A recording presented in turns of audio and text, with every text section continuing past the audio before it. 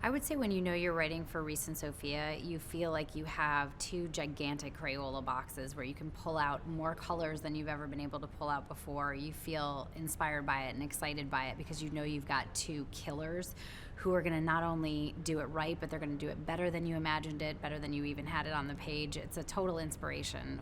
One of the things I've always thought is that if you can write a scene that the characters feel so real that the actors want to improv something better than what you've done, that's the highest compliment to the project.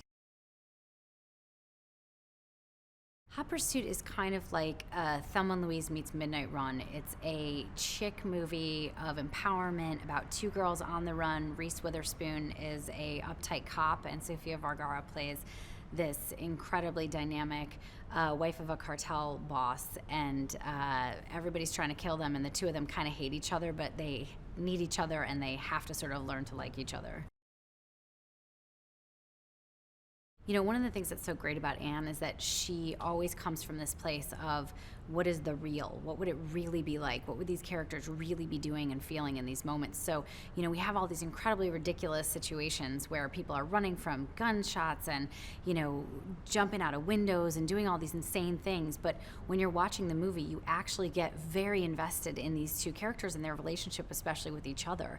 And I think that's what Anne really brought to the table, is that incredible humanity and that credible sense of what is the real of this moment? What would really be happening?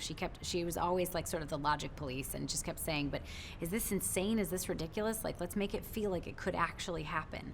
And so I think as a result, you get a movie where you watch it and you feel completely swept up in it, like it could have happened to you.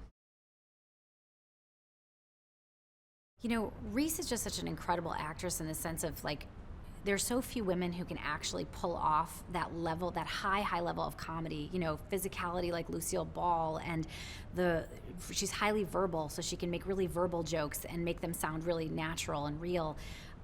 There's so few people that can actually do that, and then to pair it with someone who's such a good dramatic actress the way that she is, who brings such heart and such humanity to these moments, you really get a sense, you feel for this girl. You get a sense that like she wants to be different than how she is. She doesn't want to be so uptight. She doesn't want to be so set in her ways. And you actually start caring for her so much more than I think you do in a normal comedy, because you have this actress who's just got so much depth to her. So that's pretty exciting.